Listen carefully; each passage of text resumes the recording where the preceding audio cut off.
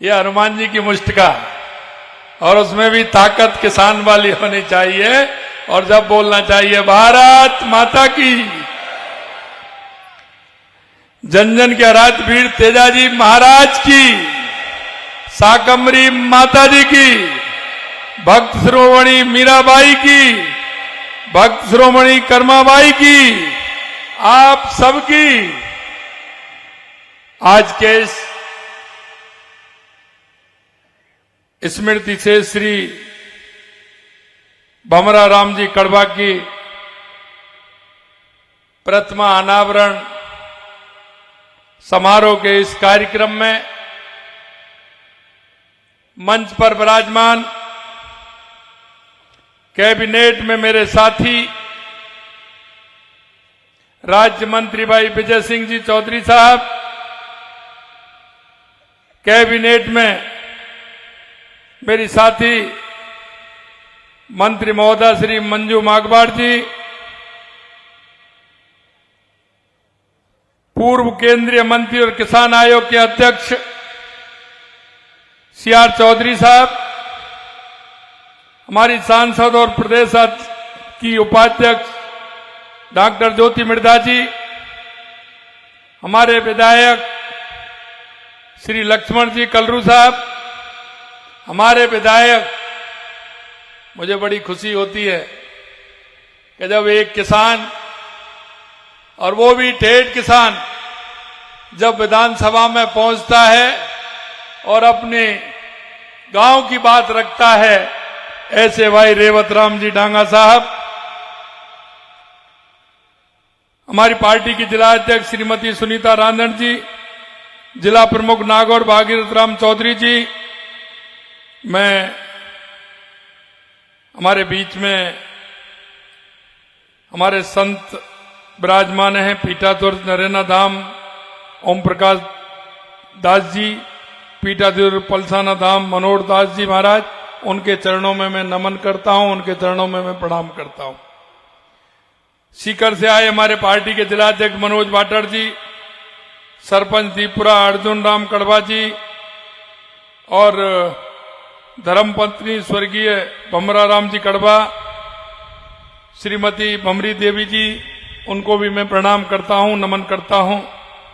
पूर्व विधायक परबतसर मान सिंह जी किन्सरिया साहब, प्रत्याशी विधानसभा डीडवाना जितेंद्र जी जोधा साहब, प्रत्याशी विधानसभा लाडनू करणी सिंह जी, हमारे यहाँ के प्रभारी अशोक सैनी जी, पूर्व विधायक मगराना रूपाराम जी मोराबतिया, मंच पर विराजमान सभी अतिथिगण, मेरे सामने बैठे मेरे पूजा योग बुजुर्गों, नौजवान दोस्तों, और इतनी बड़ी संख्या में बैठी मेरी माता बहनों, सबसे पहले तो मैं आप सभी के चरणों में वंदन करता हूं, अभिनंदन करता हूं, आप सभी को मैं नमन करता हूं। और मैं धन्यवाद देना चाहता हूं कड़वा परिवार को और विजय सिंह चौधरी जी को कि उन्होंने इस कार्यक्रम में मुझे बुलाया और एक साथ मुझे आप सभी के दर्शन का लाभ मिला। निश्चित रूप से मैं पुनः उनको बहुत बहुत धन्यवाद और साधुवाद देना चाहता हूं, क्योंकि मैं सौभाग्यशाली हूं। नागौर कुचामन डिडवाना, इसको राजस्थान की हृदय स्थली कहा जाता है, और हृदय स्थली वो स्थान होता है जहां से व्यक्ति का शरीर चलता है। यह मेरा नागौर और डीडवाना कुचामन वो क्षेत्र है जो यहां का युवा, यहां की महिला, यहां का किसान, यहां का मजदूर मेहनत करते हुए हमारे राजस्थान को हमेशा आगे बढ़ाने का काम करता है। आज मैं इस मौके पर हम सब पूर्व सरपंच, जनसेवी और आदर्श व्यक्तित्व के धनी स्वर्गीय भमरा राम कड़वा जी की प्रतिमा अनावरण के इस भावुक क्षण में मैं निश्चित रूप से ऐसे सरपंच भमरा राम जी को अपने श्रद्धा सुमन अर्पित करता हूं। डीडवाना कुचामन की यह धरा संतों की धरा है, ये समाज सेवियों की धरा है, ये संत हरिदास निरंजनी की धरा है, भक्त कर्माबाई की धरा है, लोक देवता वीर तेजाजी महाराज की धरा है और आचार्य तुलसी जी की पुण्य भूमि भी है। और मैं आपको विश्वास दिलाना चाहता हूं, मैं देश के किसी भी प्रदेश में जाता हूं, वहां इस क्षेत्र के लोग मुझे मिलते हैं, कई भामाशाह के रूप में मिलते हैं तो कई समाज सेवी के रूप में मिलते हैं। कई बार मैं देखता हूं कि वो यहां से जाए, उनको किसी को 200, किसी को 300 साल हो गए, किसी को 50 साल हो गए, लेकिन मैं ये विश्वास दिलाना चाहता हूं, यहां की मिट्टी की खुशबू ऐसी है कि वो नागौर की और राजस्थान की मिट्टी की खुशबू पूरे देश और पूरी दुनिया में फैलाने का काम कर रहे हैं। मैं ऐसे हमारे यहां के प्रवासी भाइयों को भी प्रणाम करता हूं और नमन करता हूं, क्योंकि यहां की जो मिट्टी की खुशबू है, यहां का उनसे जो लगाव है, उस लगाव को बनाए हुए सामाजिक क्षेत्र के हर क्षेत्र में वो काम कर रहे हैं और भामाशाह के रूप में उद्योगों में भी काम कर रहे हैं। मैं इतना ही कह सकता हूं कि इस धरा पर जन्म लेने वाले भमरा राम जी का पूरा जीवन जन सेवा को समर्पित रहा। कुचावन सिटी उनकी कर्म भूमि रही, सामाजिक सेवा से जुड़े रहे और सामाजिक सेवा से ही नहीं, गरीब उत्थान में, किसान कैसे रहता है, किसान के कार्य में, भाईचारा बनाने में उनका बहुत बड़ा योगदान था। श्री नर नारायण जन सेवा संस्थान को भी उन्होंने पल्लवित किया है, उसके माध्यम से भी समाज सेवा का काम उन्होंने आगे बढ़ाया है। निश्चित रूप से उनकी बड़ी भूमिका रही। एक सरपंच होते हुए इतना बड़ा काम बहुत बड़ी बात होती है। और मैं मेरे सरपंचों से मैं कहता हूं, मेरे भाइयों, काम करने की दृढ़ इच्छा शक्ति होनी चाहिए। सरपंचों का सम्मेलन था, उस सरपंचों के सम्मेलन में मैंने कहा था कि अगर सबसे बड़ी जनप्रतिनिधियों में कोई ताकत है तो वो सरपंच है। सही माने में समाज सेवा का अवग्राभान लेकर के अगर कोई भी सरपंच चलता है, लोग उसको आजीवन याद रखते हैं। और सरपंच के बाद जो पावर होती है वो सबसे अलग होती है। मैंने वहां भी कहा, और मैं इसलिए कहना चाहता हूं, चाहे हमारा बजट केंद्र की सरकार दे, चाहे राज्य की सरकार थे, वो ग्राम पंचायतों में सरपंच के माध्यम से आता है। सरपंच हमारा विकास की कड़ी होता है। और इसलिए मैं कहना चाहता हूं, सरपंच समय के साथ अपने आप को इतना मजबूत करें कि लोग उनको हमेशा याद करें। हमारा काम समाज सेवा करने का, समाज के अंतिम पायदान पर बैठे उस व्यक्ति को लाभ देने का होता है। इसलिए मैं कह सकता हूं कि सरपंच का पद कोई छोटा नहीं है। सरपंच सबसे महत्वपूर्ण पद है। उसकी गरिमा बनाना, समाज सेवा के क्षेत्र में काम करना हम सभी को बहुत अच्छा लगता है। और मैंने तो सरपंच देखा है, आज भी लोग कहते हैं कि जहां आपने काम कर दिया लोग उसको याद करते हैं। और जनता ऐसी है, वो तुरंत चुकाती है। कभी भी सरपंच रह लीजिए, लेकिन 10 साल बाद भी, 20 साल बाद भी, 25 साल बाद भी आपको जनता उसी नाम से पुकारती है कि ये सरपंच है। और उस सरपंच का नाम देकर के आपको सम्मान देने का काम ये प्यारी जनता करती है और उसी के नाम से वो बुलाती है। मैं हमारी सरकार द्वारा प्रदेश वासियों की सेवा का जो हमने ध्येय मानकर काम कर रही है, हम युवा, किसान, महिला और गरीब जरूरतमंद विशेष रूप से ध्यान देते हुए इनके उत्थान के लिए काम कर रहे हैं। मित्रों, मैं आपसे इतना कहना चाहता हूं, जब हमारी 1 साल पहले सरकार बनी थी, हमने ये कहा था कि हमें कहां से स्टार्ट करना चाहिए। राजस्थान की जो स्थिति आपके सामने थी 1 साल पहले, वो आपने देखी है। चाहे युवाओं के क्षेत्र में हो, चाहे किसानों के क्षेत्र में हो, चाहे महिलाओं के क्षेत्र में हो, या मजदूर गरीब के क्षेत्र में हो। हमने कहा राजस्थान का विकास कहां से प्रारंभ करना चाहिए, कहां से वो विकास हो सकता है। ये अब के लिए नहीं, 5 साल के नहीं, 10 साल, 20 साल, 25 साल, 50 साल, आने वाली पीढ़ी भी याद रखे, उस काम को हमें करना चाहिए। जब हमने कैबिनेट की बैठक में हम बैठे, हमारा ये प्रस्ताव के पहला काम ऐसा कौन सा है राजस्थान में होना चाहिए, तो हमने कहा कि राजस्थान हमेशा पानी से जूझा है, या पानी की बहुत बड़ी कमी है। हमने कहा कि राजस्थान में पानी की व्यवस्था किस तरह से हो सकती है। सबसे पहले हमने उस क्षेत्र में काम किया।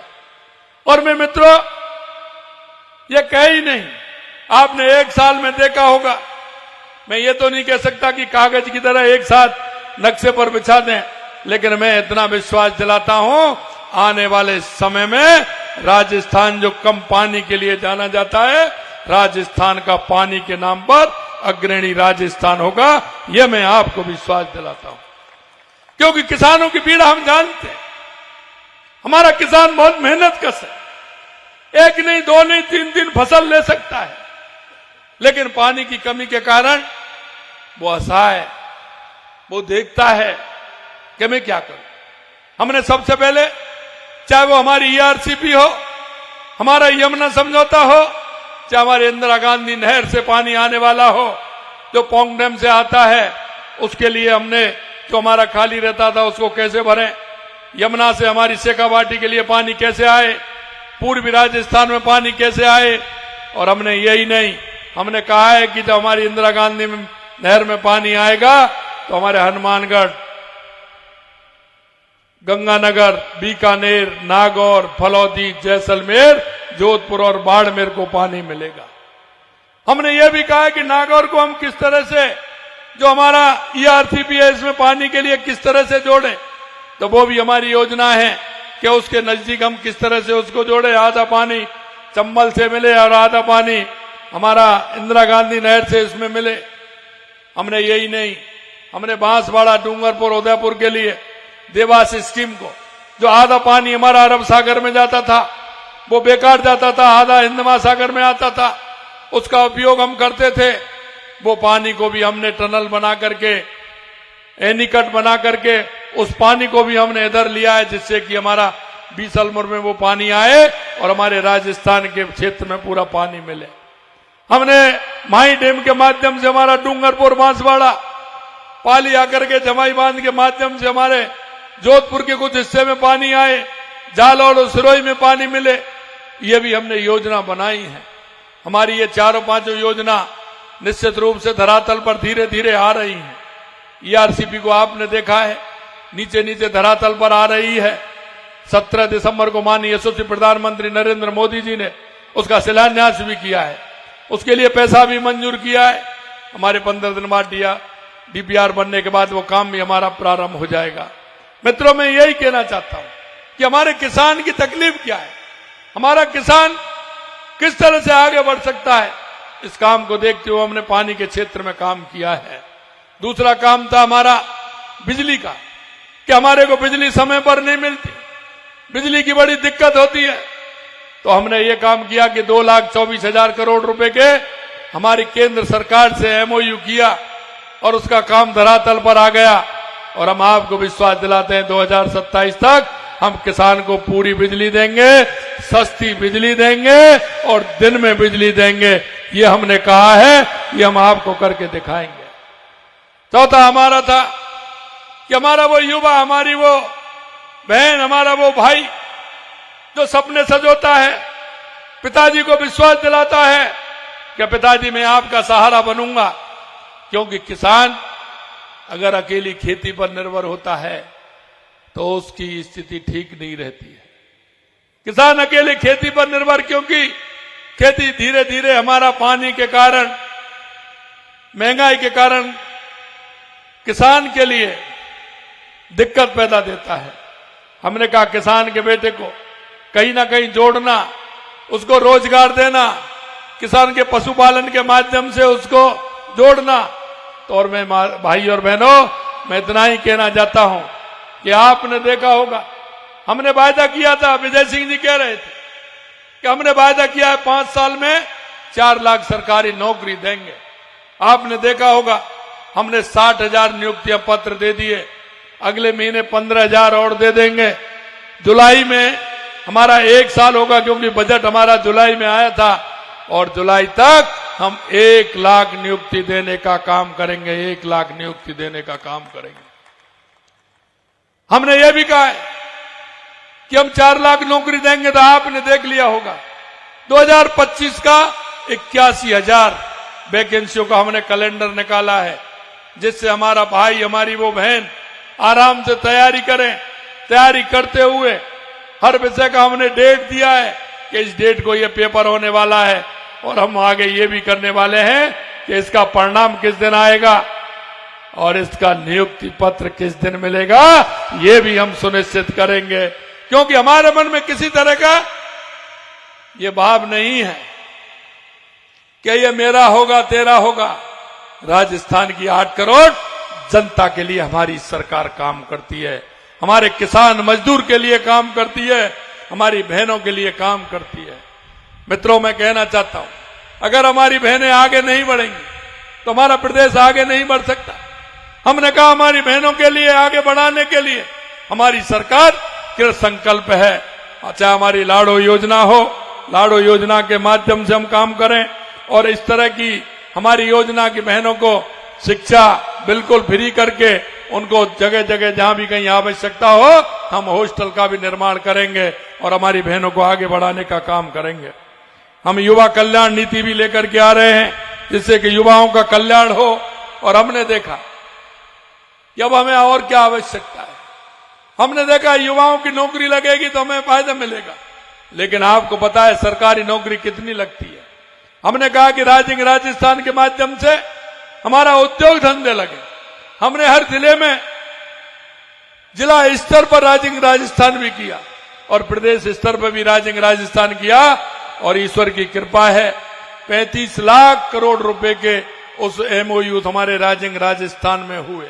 हम हमारे उन लोगों को जो दूर किसान का बेटा, मजदूर का बेटा जो दूर बैठा है, उसको कैसे फायदा मिल सकता है, इस क्षेत्र में भी हमने काम किया। और उस क्षेत्र में काम करते हुए आपने देखा है कि हम हर क्षेत्र, हर जिले में इस तरह की योजना हमारी बन रही है जो हमारे युवा को उद्योग धंधे मिले। हमने ये भी कहा कि हमारा 10वीं से लेकर के चाहे हमारा ग्रेजुएट है, उसकी हम एक फॉर्म भरवा रहे हैं सभी का।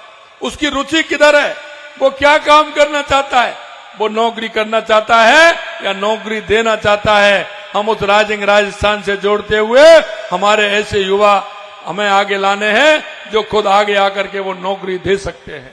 हमारे युवाओं के लिए हम खेल क्षेत्र में ओलंपिक में आगे बढ़ने के लिए हमारे राजस्थान का युवा हर चीज में श्रेष्ठ है, उसको भी आगे बढ़ाने के लिए हमारी सरकार काम कर रही है। हमने यही नहीं, हमने भर्ती प्रक्रियाओं के समय पर पूरा करने पर सरल बनाने के लिए भी कई नीतिगत फैसले लिए हैं। कॉमन एलिजिबिलिटी टेस्ट CET की क्वालिफाइड अंक समेत श्रेणियों में न्यूनतम 40% और ST/SC के लिए 35% लिए हैं। और उसकी सीमा भी हमने बढ़ाई है कि 1 साल की वजह हमने 3 साल किया है, जिससे उससे लगातार उसको पेपर नहीं देने पड़े। एक पेपर दे करके वो आराम से अपनी अगली परीक्षा दे सकता है और पास कर सकता है। इसके लिए भी हमने काम किया है। भर्ती प्रक्रिया में समय कम लगे, इसके लिए दस्तावेज सत्यापन कार्य के लिए हमने हर विभाग को दिया है। पहले क्या होता था, उसके प्रमाणीकरण के लिए, पेपर जांचने के लिए एक ही एजेंसी काम करती थी। वो कहते थे हमारे पास समय नहीं है, हमने उसको विभाग वाइज दे दिया, जिससे जल्दी से जल्दी उनको करके हमारे युवाओं को नौकरी दे। मैं आपको यही कहना चाहता हूं, आपने देखा होगा हमने वायदे किए, किसानों से हमने वायदा किया कि आने वाले समय में हम आपकी किसान सम्मान निधि बढ़ाएंगे। आपकी किसान सम्मान निधि बढ़ी या नहीं बढ़ी बताइए। देश के यशस्वी प्रधानमंत्री नरेंद्र मोदी जी 6,000 रुपए देते हैं और हमारी सरकार आपको 2 बार में 1,000 रुपए देने का काम हमारी सरकार ने किया है। यही नहीं, किसान की MSP बढ़ाने का काम हमने किया है। हमने ये भी कहा है कि किसान को किसी तरह की दिक्कत नहीं हो, इसलिए मुख्यमंत्री मंगला पशु बीमा योजना भी हमने प्रारंभ की है। मोबाइल पशु चिकित्सा यूनिटों की शुरुआत की है। गौपालक कार्ड भी हमने दिया है। किसान को दिक्कत होती है, क्यों किसान है लेकिन गाय भैंस नहीं होती है तो परेशानी होती है, उसके लिए भी गौपालक कार्ड दिया है कि जिससे हमारे जो आने वाली पीढ़ी है वो मजबूत रहे। क्योंकि अगर किसान के घर में दूध रहेगा तो छाछ भी मिलेगी, दही भी मिलेगा, और उसके जो होनहार हैं वो तंदुरुस्त भी होंगे, भोजन भी अच्छा मिलेगा। अगर हम जानते हैं किसान के घर में दूध होता है तो कम से कम 10-15 सब्जी तो और दूध और छाछ और दही के माध्यम से बनती है, जिससे हमारे किसान को ठीक प्रकार से भोजन मिले और आने वाली पीढ़ी भी हमारी मजबूत हो। यही नहीं, हमने जैसा मैंने कहा बेटियों के उत्थान के लिए लाड़ो प्रोत्साहन योजना, मातृबंधन योजना के लिए हमने काम किया है। और यही नहीं, हमने कहा है कि 1000 आंगनवाड़ी केंद्र भी हम खोलेंगे। और आंगनवाड़ी केंद्र के साथ साथ हमें पता है कि किसान की हालत जब ऐसी होती है तो वो बच्चों को भी नहीं देखता है, क्योंकि आपने एक गांव की कहावत सुनी है कि भूखी बिल्ली बच्चों को खा जाती है। मेरे भाई और बहनों, मैं इस बात को जानता हूं कि जब किसान भले घर में दूध हो रहा है, लेकिन जब उसकी आवश्यकताओं की पूर्ति नहीं होती है तब उस दूध को सुबह आने वाली उस दूधिया को टंकी में दे देता है और बच्चों को उस बाल्टी में सिर्फ पानी डाल करके वो सफेद रंग से काम चलाता है। हमने कहा अगर ऐसे हुआ तो हमारे जो नौनिहाल है उनकी स्थिति कमजोर हो जाएगी। मैं आपको कहना चाहता हूं, आंगनवाड़ी केंद्रों में अमृत आहार योजना में दूध प्रारंभ किया है कि जो हमारे उन नौनिहालों को 3 दिन दूध मिल सके, जिससे वो ऐसे नौनिहाल हमारे मजबूती की ओर बढ़े, उनकी स्थिति ठीक रहे। ये काम भी हमने किया है। लखपति दीदी योजना के तहत 3 लाख से ज्यादा महिलाओं अब 1 लाख रुपए से ज्यादा सालाना प्राप्त कर रही हैं। हमारी सरकार जरूरतमंद महिलाओं को 450 रुपए में, आपने देखा होगा, सिलेंडर हम दे रहे हैं। सामाजिक सुरक्षा पेंशन जो 1000 रुपए थी हमारे बुजुर्गों के लिए, उसको भी हमने 1150 रुपए कर दी है। और आपने देखा होगा, क्योंकि डीजल पेट्रोल की कितनी कीमतें थी जब हम आए थे, तो सबसे ज्यादा काम राजस्थान में हमने किया था, वो भी आपने देखा है। मुख्यमंत्री आयुष्मान आरोग्य योजना, मां बाहुचर योजना की शुरुआत, रामाश्रय बाढ़ की आयुष्मान आरोग्य मंदिर की स्थापना के लिए कैंसर एवं स्क्रीनिंग एवं टीबी पर नियंत्रण हेतु प्रभावी कदम हमने उठाए हैं। समेकित प्रयास कर 10 लाख परिवारों को पेयजल कनेक्शन पिछले 1 साल में दिए हैं। जेजेएम में आपने देखा था किस तरह की स्थिति हो रही थी। एक तरफ भ्रष्टाचार हो रहा था, कहीं पानी, राजस्थान में जो सबसे ज्यादा आवश्यकता जेजेएम की थी, कांग्रेस की सरकार ने कहीं काम नहीं किया और उसमें भ्रष्टाचार किया, धीमी गति रही। और प्रदेशों की गति आप देखेंगे तो आपको ताज्जुब होगा मेरे भाई और बहनों कि जेजेएम में उन्होंने कितना काम किया है। हमने देश के यशस्वी प्रधानमंत्री नरेंद्र मोदी जी को पत्र लिखा और पत्र हमने लिखा कि राजस्थान में जेजेएम का काम पूरा नहीं हो पाया है, इसलिए आप हमें समय दें, हम उस जेजेएम को आगे बढ़ाएंगे। मैं धन्यवाद देना चाहता हूं देश के यशस्वी प्रधानमंत्री नरेंद्र मोदी जी का कि उन्होंने जेजेएम को 2028 तक बढ़ाने का काम किया है। निश्चित रूप से हम हर घर नल से जल पहुंचाने का काम हमारी सरकार करेगी। मैं इतना ही कहना चाहता हूं मेरे भाई और बहनों, हमारी सरकार इस दिशा में निरंतर काम कर रही है कि हर वर्ग, हर व्यक्ति की खुशहाली, उन्नति सुनिश्चित हो। हम हर क्षेत्र में विकास और सेवा की भावना को लेकर आगे बढ़ें। हमारे शास्त्रों में कहा गया है, परोपकार के लिए वृक्ष फल देते हैं, परोपकार के लिए गाय दूध देती है, परोपकार के लिए नदियां बहती हैं, ये मानव शरीर भी परोपकार के लिए है। मैं आपके माध्यम से मैं निवेदन करना चाहता हूं कि हमारे गांव में, हमारे पड़ोस में, हमारे मोहल्ले में कोई भी ऐसा व्यक्ति रहता है जहां उसे आवश्यकता है, कोई भी हमारी बुजुर्ग मां रहती है, कोई दिव्यांग भाई रहता है, कोई ऐसा रहता है जहां उसे केंद्र की और राज्य सरकार की योजनाओं का लाभ मिल सके, मैं आपसे इतना ही निवेदन करना चाहता हूं। हमारी बहुत सारी ऐसी योजनाएं, उन योजनाओं के माध्यम से हम उनको लाभ दे सकते हैं। गरीब को हम पढ़ा सकते हैं, हमारी बहन को हम पढ़ा सकते हैं, हमारे उस भाई को हम पढ़ा सकते हैं। मैं आपसे इतना ही निवेदन करना चाहता हूं, कभी कभी हम देखते हैं बात हम बड़ी बड़ी करते हैं, कभी कभी दिए तले अंधेरा हो जाता है। हमारे पड़ोस में हमारा भाई शर्म की वजह से कह नहीं पाता है, लेकिन आपसे मैं कहना चाहता हूं, आप जाते वक्त, निकलते वक्त इन सारी बातों को देखा करें। एक बार चिंता कर लें कि मेरे पड़ोस में ऐसा कौन सा रहता है जिसकी जो आवश्यकता है उसको पूर्ण कर सकते हैं। सरकार के द्वारा पूर्ति कर सकते हैं, सरकार की योजनाओं के साथ पूरी कर सकते हैं। मैं इतना ही कहना चाहता हूं कि ऐसे लोगों को ध्यान में रखते हुए हमें उन योजनाओं को लाभ देते हुए हमारे समाज के अंतिम पायदान पर बैठा अंत्योदय के लिए जो हम जाने जाते हैं, दीनदयाल उपाध्याय जी ने कहा है कि हमारे राष्ट्र का विकास जब होगा, हमारे देश का विकास जब होगा, जो अंतिम पंक्ति में जो खड़ा है उस व्यक्ति को हम आगे ला करके उसको सम्मान दिलाने का काम करें और उसको आगे बढ़ाने का काम करें। मैं इसके साथ ही इतना कहना चाहता हूं, कई आपने देखे होंगे 70 साल से इस देश में राजनीति चल रही है, लेकिन उस गरीब की सुनने वाला कोई नहीं।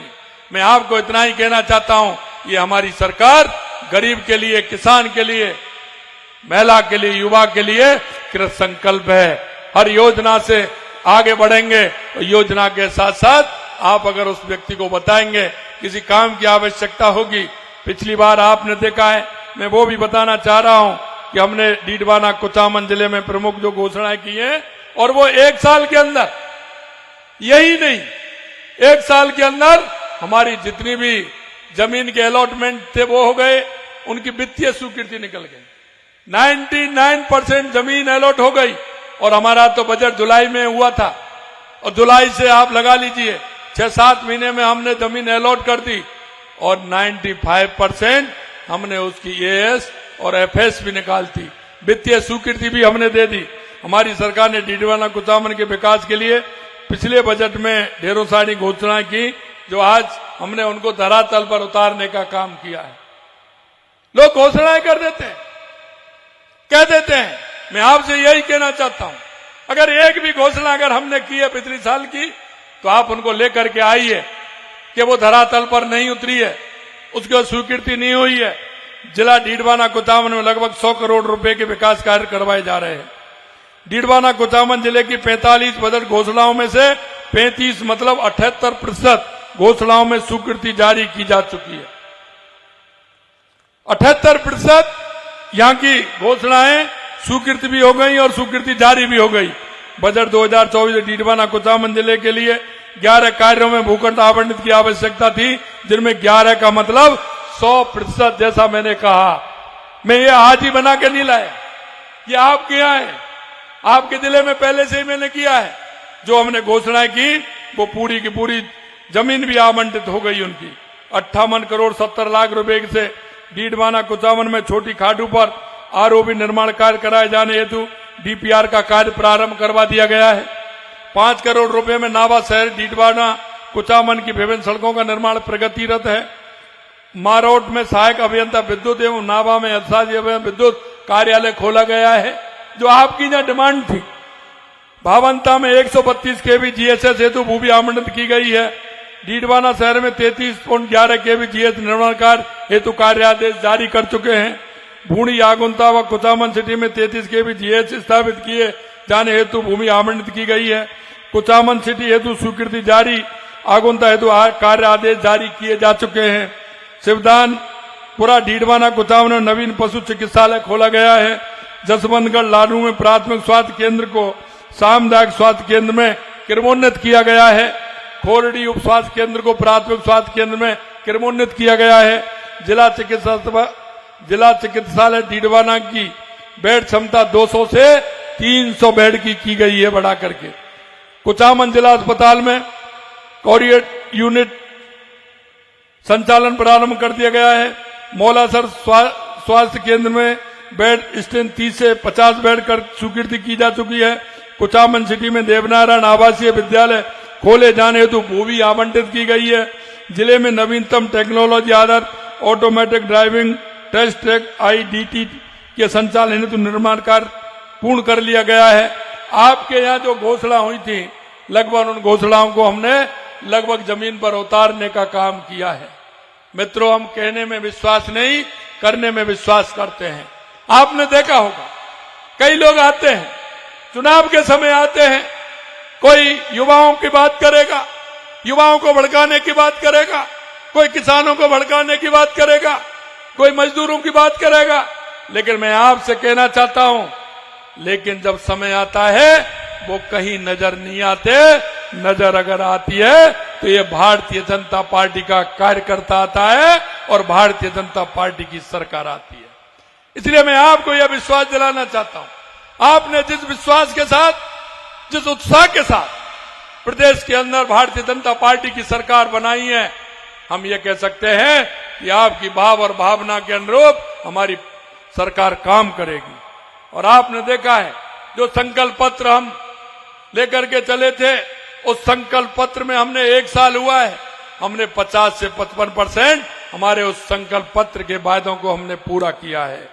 आज मैं इस मौके पर पुनः आप सब इतनी बड़ी संख्या में आए, आप सभी को मैं धन्यवाद देता हूं और यही विश्वास दिलाना चाहता हूं कि आप चिंता मत करिए, क्योंकि मैं किसान की, मजदूर की, युवा की, महिला की तकलीफ को मैं जानता हूं। एक किसान होने के नाते और किसान होने के नाते एक मैंने सरपंच भी मैं रहा हूं, तो उसमें मैंने देखा है, मैं कहता हूं हमेशा, ईश्वर गरीबी किसी को नहीं दे, ईश्वर गरीबी किसी को नहीं दे। हमें उसकी कभी उपहास नहीं करना चाहिए उस व्यक्ति का, कभी हमें उसके देख करके हमारे मन में यह भाव जागृत होना चाहिए कि ये पहिया है साइकिल का, ये कभी ऊपर कभी नीचे, ये चलता रहेगा मेरे भाई और बहनों। लेकिन हमें हमारे जिनको आवश्यकता है और आवश्यकता की पूर्ति करने के लिए जब तक समाज खड़ा नहीं होगा, जब तक हमारे राष्ट्र का उत्थान नहीं होगा। सरकार की योजनाओं को पहुंचाने में आप सभी का बहुत बड़ा योगदान है। हमारी उन सरकार की योजना नीचे तक उस गरीब को लाभ मिले, इसकी चिंता आप सभी को एक प्रदेश का नागरिक होने के नाते, देश के नागरिक होने के नाते हम सभी का बनता है। और मैं आपसे यही इच्छा और अपेक्षा करता हूं कि राजस्थान को आगे बढ़ाने के लिए, विकसित राजस्थान के लिए, देश के यशस्वी प्रधानमंत्री नरेंद्र मोदी जी के उस विजन से जुड़ने के लिए हमारे प्रधानमंत्री जी कहते हैं कि हमारा देश 2047 तक विकसित भारत बनेगा, दुनिया का सिरमौर बनेगा। और आप देख रहे हैं कि दुनिया का सिरमौर 2014 के बाद इस देश के अंदर परिवर्तन आपने देखा है कि किस तरह से इस देश के अंदर देश के यशस्वी प्रधानमंत्री नरेंद्र मोदी जी के नेतृत्व में जो परिवर्तन आपने देखा है, शायद 70 साल में आपने नहीं देखा होगा। हम यही मैं आपसे निवेदन करना चाहता हूं।